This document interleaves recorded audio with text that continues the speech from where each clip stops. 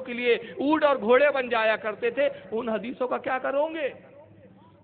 ایک جھوٹ کو، ایک یزید کو بچانے کے لیے کتنی حقیقتوں کا انکار کرو گے؟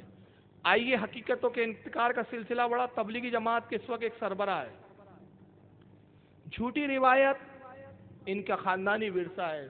تبلیغی جماعت اور اہل حدیث جماعت یہ دونوں بھائی بھائی ہے. میں لیکن آج تک فیصلہ نہیں کر پایا کہ بڑا کس کو کہوں اور چھوٹا کس کو کہوں. کس معاملے میں کبھی یہ بڑے نظر آتے، کسی معاملے میں یہ چھوٹے نظر آتے، تو کسی معاملے میں یہ بڑے ہو جاتے، یہ چھوٹے ہو جاتے. اب فیصلہ آپ پہ چھوڑتا ہوں. آج دونوں کو دکھاؤں گا کہ آپ فیصلہ کریں بڑا کون ہے چھوٹا کون ہے مگر ایک ہی باپ کی اولاد. ان کا باپ ہے عبد الوہاب نجدی اور دادا ہے ان کا ابن تیمیہ. ایک ہی نسل کے چٹالی جو ہے تھالی کے چٹے بٹے ہیں. آئیے دیکھیے طارق جمیل کتنی سخت توہین کر رہا ہے. اس کے جملے کو سنا. یہ تبلیغی جماعت کا اس وقت مکھنڈ ہے. اور کچھ بیچارے ہمارے بھولے والے جن کو کتابوں کا مطالعہ نہیں ہوتا، علم نہیں ہوتا، ہر چپڑی چوپڑی بات کو سن کے متاثر ہو جاتے. میں تو ڈرتا ہوں اللہ نہ کرے دجال آ جائیں گا تو ان بیچاروں کا کیا ہوگا. یہ تو چپڑی چوپڑی باتیں کرے تو لوگ بولتے او کتنا اچھا بولتا ہے یار، غلط کیسے ہو سکتا ہے. میں کہتا ہوں دجال تو حوری لے کر آ جائیں گا، حوری دکھا دیں گا، بولیں گے دیکھ 4 ہے 5 ہے آجا، تب کیا ہوگا. تو عقیدوں کی پختگی کیجئے جناب. آئیے یہ کیا توہین کرتا ذرا اس کو سنیے طارق جمیل کو. آپ سوئے ہوئے آنکھ لگی، کبھی کبھی آپ چادر، ایک چادر اوپر ایک تہمد نیچے، آپ چادر اوپر لیے سو رہے تھے، کرتا نہیں، چادر اوپر سے ہٹ گئی. حسن آئے چھوٹے بچے اور دوڑتے دوڑتے اگر اپنے نانا کے پیٹ پہ چڑھ گئے. آگے ناف نظر آیا تو بچے کو یوں نظر جیسے یہ سوراخ ہے. اس نے وہیں دھار ماری پیشاب کی، وہیں دھار ماری پیشاب کی. اور جب پیشاب کی دھار ماری تو آپ کی آنکھ کھلی تو آپ چپ کر کے لیٹے رہے. بات سمجھ میں آئی؟ کہتا امام حسن آئے، چھوٹے بچے ایکٹنگ بہت کرتا ہے، یہ بہت بڑا ایکٹر ہے. چھوٹے بچے رسول اللہ بیٹھے تھے، پیٹ کھلا ہوا تھا، آپ کی ناف دکھ رہی تھی، ناف جس کو بومنی بھی بولتے ہیں. امام حسن آئے، ان کو لگا یہ سوراخ ہے. معاذ اللہ امام حسین اتنے نادان تھے کہ ان کو ناف اور سوراخ میں فرق نہیں معلوم تھا. تو وہاں کیا کیا، میں جملے نہیں کہہ رہا ہوں، وہ وہاں پہ ڈالا اور وہاں دھار ماری. پیشاب نبی کے پیٹ پر بہ رہا ہے، نبی پڑے ہوئے، دیکھا منہ پہ پڑے. توہین نبی بھی ہے اور توہین امام حسن بھی ہے. اس جاہل کو کون سمجھائے کہ یہ وہ شہزادے ہیں کہ شعور تو ان کی بارگاہ سے بٹتا ہے. سبحان اللہ. تو نے ان کی بارگاہ سے کچھ فیض لیا ہوتا تو ایسی بے شعوری کی بات نہیں کرتا. تاریخ تو نے پڑھی نہیں ہے طارق جمیل. تیرا تو کام ہی بوریا گھومنے لے کر گھوم کے تیرا عقل خراب ہو گئی ہے. دھوپ میں گھومیں گا عقل خراب ہو جائیں گی. میں بتاتا ہوں امام حسن کی ذات کیا تھی. سننا چاہتے ہیں آپ؟ مولا کائنات کے بارے میں علی اللہ کے رسول نے فرمایا تھا. آئیے پہلے وہ حدیث بھی سنا دوں. اس حدیث پر بھی کچھ لوگوں کو انکار ہے بھائی. پتہ نہیں کیا پڑھیں گے، اللہ جانے کیا کریں گے، میں نہیں سمجھ پاتا ہوں. حدیث کیا ہے؟ میں سند چھوڑ رہا ہوں، وقت بہت بچانا ہے مجھے. النبی صلی اللہ علیہ وسلم قال، سرکار سے روایت کہتے ہیں سرکار نے فرمایا قال، نبی نے کہا من کنت مولاہ فعلی مولا. سبحان اللہ. میں جس کا مولا، علی اس کا مولا. سبحان اللہ. حق ہے. اب جو نبی کو مولا مانتا ہے وہ علی کو مانے گا. اب یہاں تو لوگوں کو نبی کے مولا ہونے پر ہی ڈاؤٹ ہے، تو علی کا نمبر تو سیکنڈ ہے. من کن تو مولا. لیکن بات بتا دوں، مولا علی کا مولا ہونے سے انکار نہیں کرتے، کام چلنے والا نہیں. کیونکہ میں اس کی پس منظر بتاؤں، اس حدیث کی خاصیت، ذخائر حدیث میں ایسی لاجواب حدیث میری نظر سے تو آج تک نہیں گزری. اللہ کرم ہے، 6,500 کتابیں میری اپنی ذاتی لائبریری میں ہیں. سبحان اللہ. اللہ کا فضل ہے. اپنے مطالعے کی بنیاد پہ بول رہا ہوں، تحقیق اور دعوت دے رہا ہوں کہ آپ بھی تحقیق کیجیے. یہ واحد ذخائر حدیث میں وہ حدیث ہے جس کے راوی عشرہ مبشرہ ہے. سبحان اللہ. 10 صحابہ جن کو رسول اللہ نے دنیا میں جنت کی بشارت دی تھی. کسی حدیث پر عشرہ مبشرہ 10 کے 10 جمع ہو جائے، تاریخ ذخائر حدیث میں ایسی کوئی حدیث ہی نہیں ہے سوائے من کنت مولا فہذا علی مولا کے. سبحان اللہ. یہ واحد وہ حدیث ہے. اور یہ تو عشرہ مبشرہ ایک فضیلت، اور دوسری اس کو 30 صحابہ نے روایت کیا. کتنے صحابہ نے؟ 3. اب میں تخارج پڑھوں گا نا تو بہت لمبی ہو جائیں گی. کن کن نے لکھا؟ تاریخ کبیر میں امام بخاری نے نقل کیا اس کو. سب سے پہلے تو امام بخاری کا ہی نام سن لیں آپ. تاریخ کبیر امام بخاری کی 12 جلدوں میں کتاب اسماء و جرا تعدیل اسماء و رجال پر جلد کے صفحہ 375. میں صفحے نمبر چھوڑ رہا ہوں، وقت بچانا ہے. اس کو امام ترمذی نے جامع ترمذی میں لکھا. امام ابن ابی شیبہ نے جو امام بخاری، امام مسلم، امام ابو داؤد کے استاد ہے، المصنف کے اندر لکھا. امام عبدالرزاق جو امام احمد ابن حنبل کے استاد ہے، اور امام احمد ابن حنبل جو امام بخاری کے استاد ہے، انہوں نے المصنف میں لکھا. امام حاکم نے اس کو المستدرک میں نقل کیا. امام طبرانی نے معجم الکبیر میں لکھا. خطیب بغدادی نے تاریخ بغداد میں لکھا. امام حیثمی نے مجمع الزوائد میں لکھا. امام ابن ابی عاصم نے السنہ میں لکھا. امام حسام الدین ہندی نے کنز العمال میں لکھا. ابن عساکر نے تاریخ دمشق میں لکھا. اور خود غیر مقلدوں کے بہت بڑے علامہ ابن کثیر نے البدایہ والنہایہ میں لکھا. اور امام نسائی نے خصائص امیر المومنین علی ابن ابی طالب میں نقل کیا. بے شمار تخاریج ہے. یہ حدیث جب نبی نے فرمائی ہے نا، من کنت مولا ہو فاحذ علی مولا، تو یہودیوں کو بڑی تکلیف ہوئی. اور ایک دوسری حدیث سنیں. اب میں امام حسن کی طرف آ رہا ہوں. اور اس کے بعد فرمایا لوگوں علی اور میری مثال کیسی ہے؟ تو فرمایا کہ میری مثال ایسی ہے کہ انا مدینۃ العلم سبحان اللہ، وعلی بابوہا، میں علم کا شہر ہوں، علی اس کا دروازہ ہے. سبحان اللہ. اچھا مثال بھی دیکھیں نبی نے کیا کیا. اگر یہ بھی کہہ سکتے تھے سرکار لوگوں میں علم کا سمندر ہوں، ہمارے تو ہی کہا جاتا نا بھائی حضرت علامہ مولانا علم کا سمندر ہے، علم کا دریا ہے، علم کی بہتی ہوئی نہر ہے. کوئی مثال نہیں، نہر نہیں فرمایا، سمندر نہیں فرمایا. یہ بھی نہیں کہا رسول اللہ نے میں سب سے زیادہ جاننے والا ہوں، علی بھی جاننے والا ہے، یہ بھی نہیں کہا.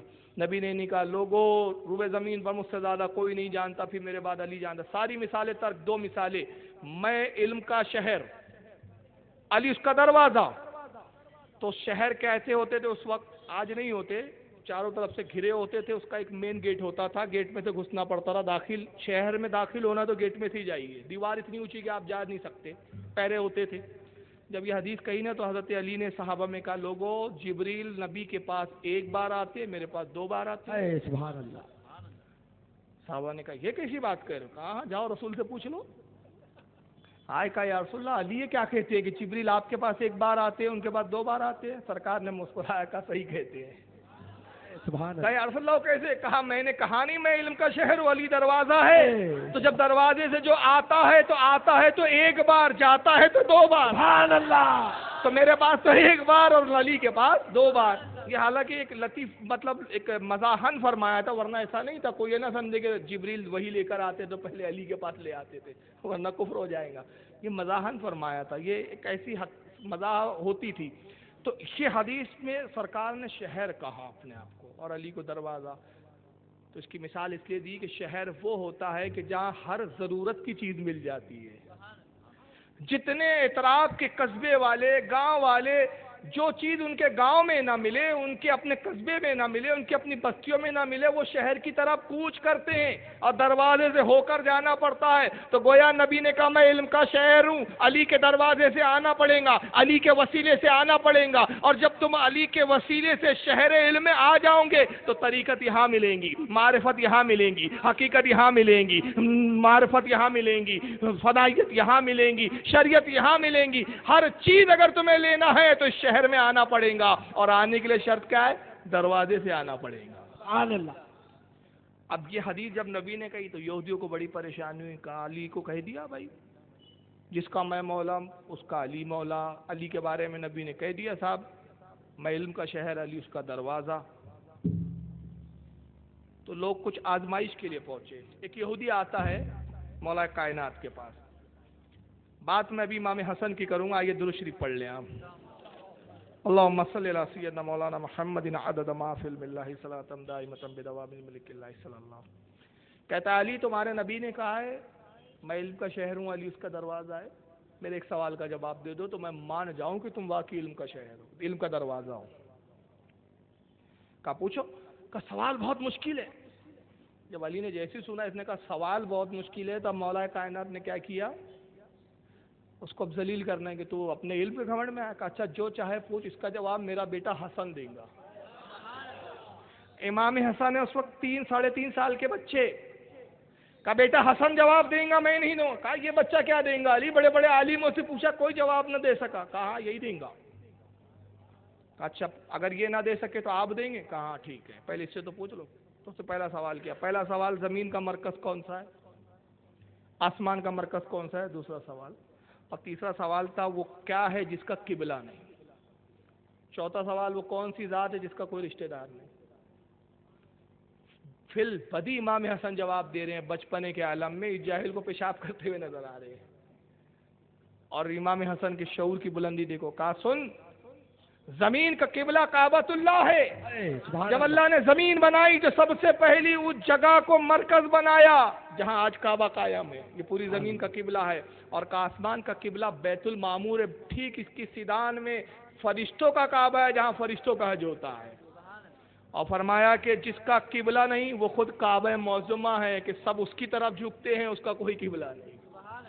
اور کہا وہ ذات جس کا کوئی رشتہ دار نہیں وہ رب تبارک و تعالیٰ کی ذات ہے کہ اس کا کوئی رشتہ دار نہیں۔ اس نے کہا واقعی جب حسن کا یہ عالم ہے تو علی کا کیا عالم ہوگا، اور علی کا یہ عالم ہے تو پھر نبی کا کیا عالم ہوگا۔ سبحان اللہ۔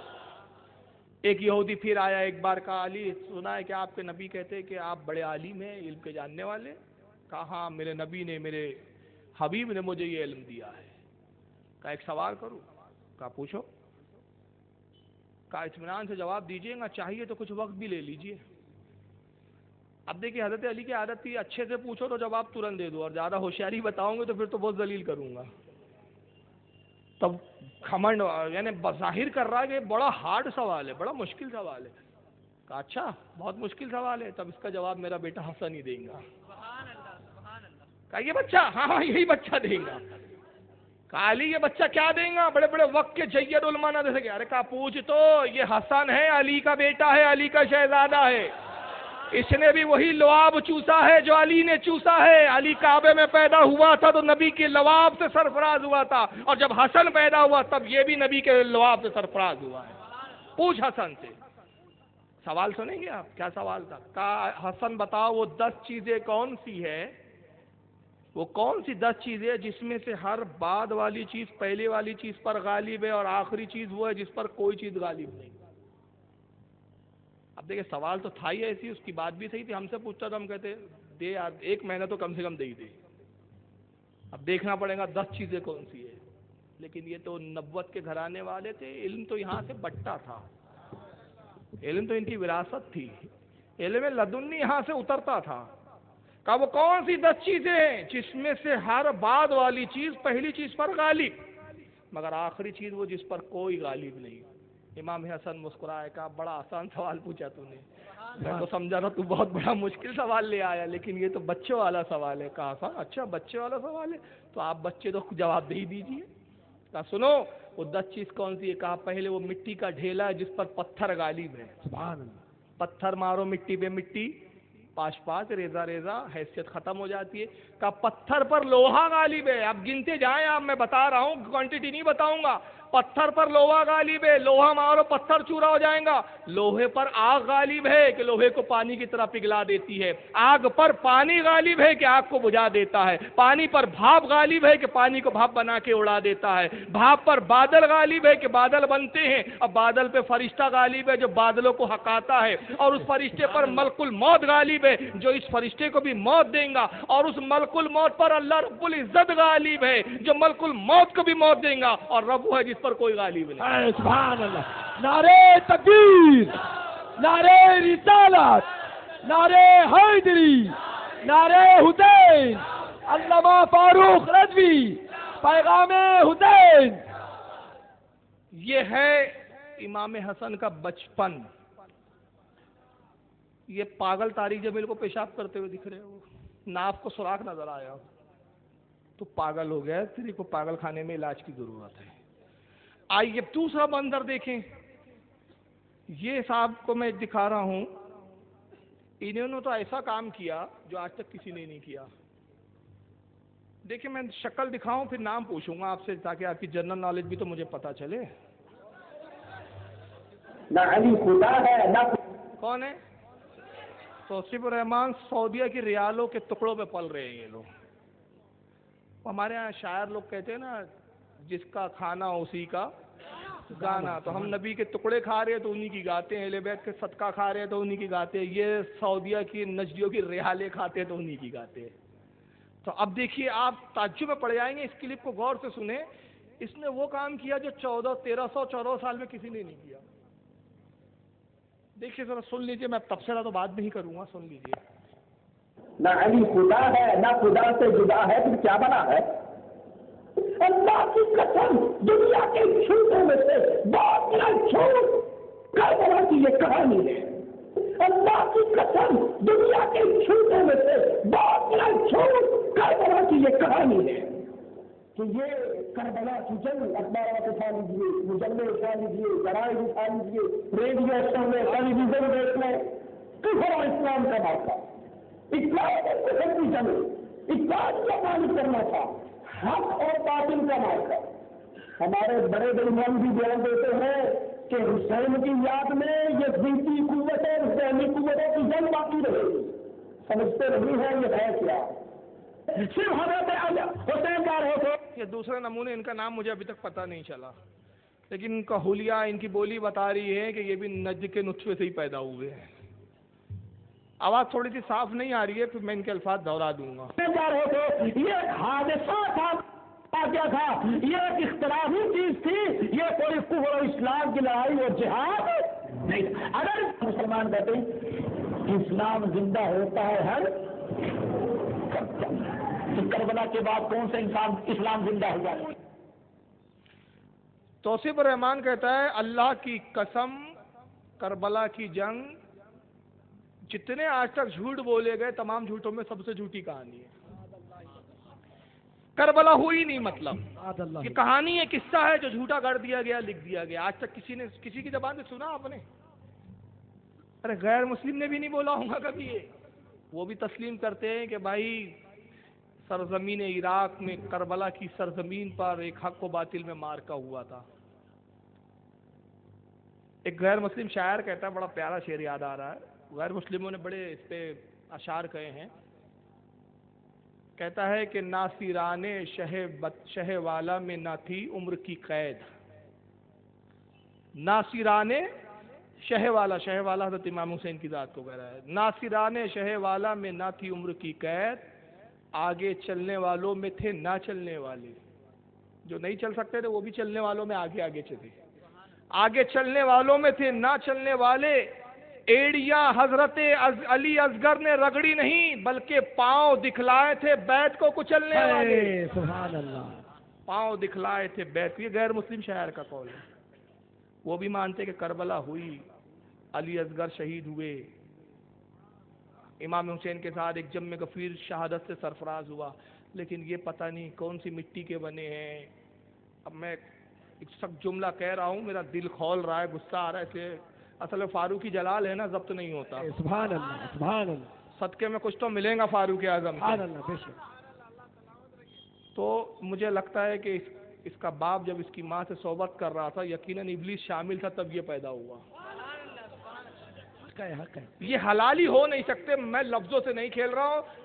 حضرت امام بہقی کی کتاب اٹھا لیجئے حدیث کی, شعب الایمان, طبرانی اٹھا لیجئے, اس میں صاف حدیث موجود ہے. اللہ کے نبی نے فرمایا جو میرے اہل بیت کی تعظیم نہ کرے, میرے اہل بیت کا حق نہ جانے, وہ 3 حال سے خالی نہیں, یا تو منافق ہے, یا حیضی بچہ, یا حرام کی اولاد. بہت خوب. یہ نبی نے کہا, میں نے نہیں کہا. تو مجھے تو لگتا ہے یہ اس کے نطفے میں فالٹ ہے. 1400 سال میں آج تک کسی نے کہا ہی نہیں کہ کربلا کا یہ جنگ جو کہانی ہے, یہ پہلا نمونہ پیدا ہوا. بولتا ہے یہ تو اللہ کی قسم جھوٹوں میں سب سے بڑی جھوٹی کربلا کی کہانی ہے. قسم خدا کی تجھ سے بڑا کذاب نہیں ہے. ابلیس بھی حیرت زدہ ہے کہ میں نے بھی کیسا بچہ پیدا کیا ہے, یہ تو مجھ سے بھی آگے نکل گیا. حد کر دی اس نے. تو اب ایک چھوٹا سا سوال, اگر کربلا نام کی کوئی چیز ہی نہیں ہے تو پھر یہ, اس کو میں چیلنج کر رہا ہوں اپنے ابا کی, اگر اوریجنل اولاد ہے, اپنا نطفہ صحیح ثابت کرنے کے لیے مجھے صرف یہ بتا دے کہ امام حسین کا انتقال کیسے ہوا, کہاں ہوا. ختم بات.